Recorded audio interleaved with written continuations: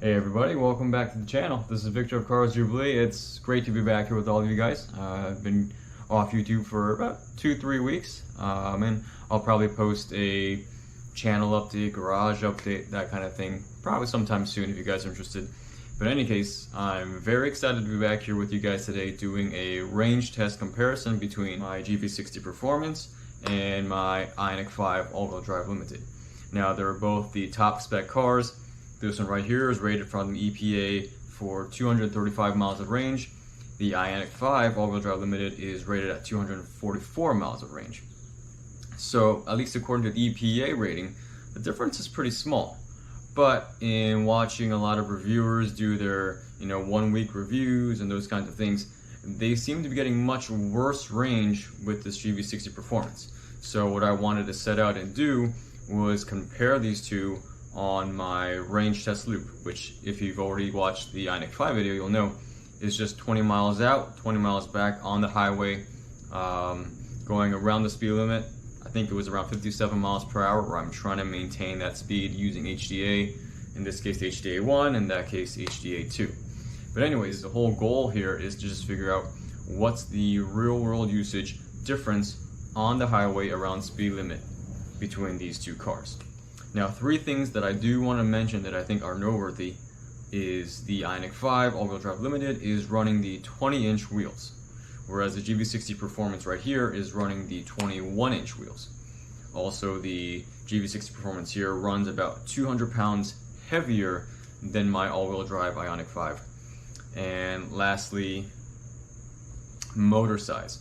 So this one is running a 160 kilowatt motor in the back and a 160 kilowatt motor in the front. The Ioniq 5, on the other hand, is only running a 160 kilowatt motor on the back, whereas on the front, I think it's running a 65 kilowatt motor. So those 3 differences are things that may make a difference, and the question is, how big of a difference? Now, as I mentioned before, we already did the test loop with the Ioniq 5. I'll post that link somewhere up here so you guys can check it out. But we're gonna jump into test run number 2 with the GV60, because what happened was we were hitting some traffic on the way back of test run 1, and that kind of made that test invalid. So we'll start on test 2. Hope you guys enjoy. So today we're gonna do the range test again. So what that means is it's Saturday morning, about 6:30 in the morning. Current temperature about 75 degrees Fahrenheit. We're going to do that same test loop that I usually do. It's about 20 miles out, 20 miles back on the highway, and we'll see what we get. I think the last time we got about 3.3 miles per kilowatt, and I'm expecting similar results, but you never know. So I'll see you guys in a bit. All right, we just got on the highway. I'm going to set it to about 58 miles per hour on HDA, trying to get to that average 57 miles per hour to match the previous test, and we'll see what we get. See you guys in a bit.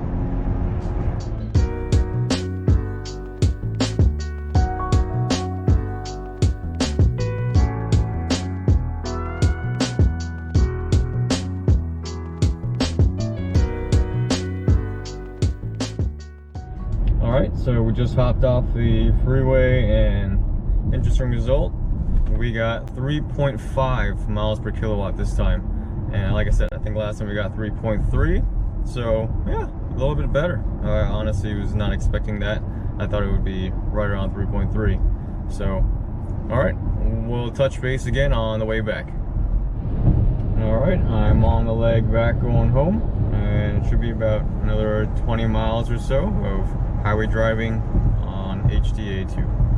Catch you guys in a little bit. So we just got off the freeway, hit a little bit of traffic, so I think the average speed is going to be a little slower on the leg back.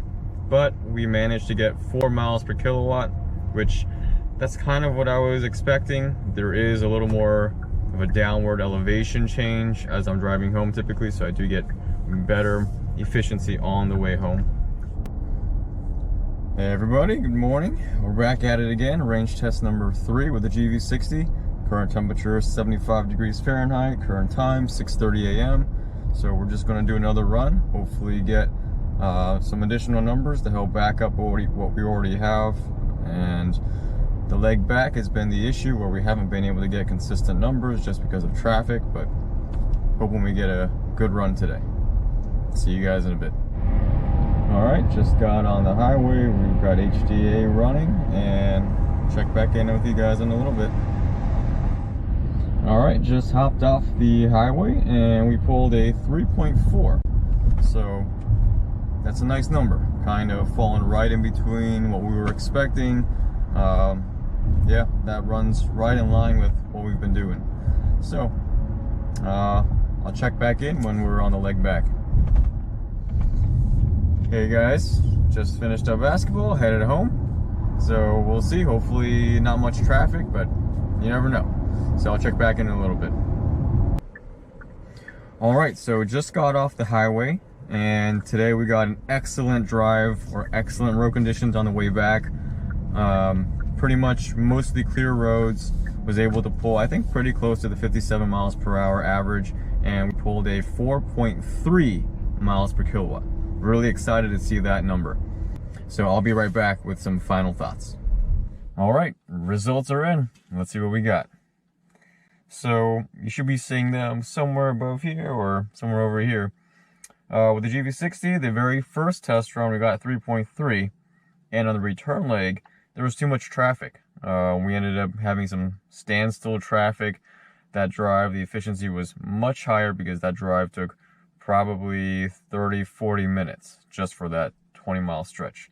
So what we're going to do is actually scrap test 1 and the return leg and not include it in the calculations, but you're welcome to use it. You're welcome to take it into consideration, but we're not going to use it for these purposes.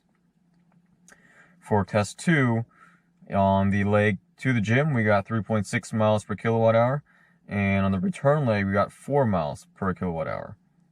Then on test 3, on the leg there, we got 3.5 miles per kilowatt hour, and on the way back, we got 4.3 miles per kilowatt hour. So pretty good numbers on the way back. And in comparison, the Ioniq 5 for test run number 1, on the way there, 3.9, on the way back, 4.5, and on the second run, on the way there, 4, and on the way back, 4.3. So if I average the test 2 and test 3 trips for the GV60, we got 3.85 miles per kilowatt hour. And if I average the 2 tests for the Ioniq 5, 4.175 miles per kilowatt hour. So for the GV60, if we use that 3.85 miles per kilowatt hour and I multiply it by the assumed usable battery size of 77.4 kilowatt hours, that brings us close, really close, knocking on the door of 300 miles of highway range if we drive near the speed limit, or in this case around 57 miles per hour. Now if we remember with the Ioniq 5 at 4.15 miles per kilowatt hour, that brought us to about 320 miles of highway range. So what we're seeing is close to about a 10% difference on the highway at that speed. Now these numbers actually match what I've seen in local driving over the past 2 or 3 weeks of ownership. And that would be that the GV60 is about 10% less efficient in local and highway driving. Because with my local driving, I've been getting about 3.5, 3.6 miles per kilowatt hour, whereas in the Ioniq 5, I usually get at least 4 miles per kilowatt hour. Now, those numbers do fluctuate a bit, but I think my numbers with the GV60 have actually been lower because I've been doing a lot of 0 to 60 testing, a lot of launches, just a lot of even sitting in the car in utility mode and just filming or trying to learn how to use the car. So I think the numbers in my GV60 are lower than they should be, and you might be wondering, where is that 10% difference coming from? Why is this GV60 Performance 10% less efficient than my all-wheel drive limited Ioniq 5? Well, here are a couple things to consider. Number 1, the GV60 has a weight disadvantage. This GV60 Performance weighs in at 4,890 pounds. The Ioniq 5 all-wheel drive limited weighs in at 4,662 pounds. So over a 200-pound difference where the GV60 is heavier, and that's a pretty big disadvantage. Another thing to consider is the horsepower. The GV60 has 429 horsepower, though in boost mode, which I have been using, it's running 483 horsepower. The Ioniq 5 is running at 320 horsepower. So that's over 150 more horsepower in this one, and about 70 pound-feet more of torque in this one. And also, the GV60 Performance runs 21-inch wheels. The Ioniq 5, in the all-wheel drive limited form, runs 20-inch wheels. So, between the weight disadvantage, between the horsepower torque advantage, and then there's also the wheel size disadvantage, 10% range or efficiency hit for all of that, that's not bad. That's not bad at all. In fact, I'm really happy with those numbers for the GV60 Performance, considering all those things. And if you're looking for more performance and you're curious what you could get, what kind of efficiency, what kind of range numbers you'll see, well, hopefully this test provides those numbers and shows you that GV60 Performance is actually not bad when it comes to range and efficiency. Obviously lower, but for me, for what I'm getting in that difference, I'm happy with it. So anyways, hope this range test was helpful for you guys that are considering possibly the performance model or just trying to see what the differences are. Anyways, thanks for watching. See you guys on the next one.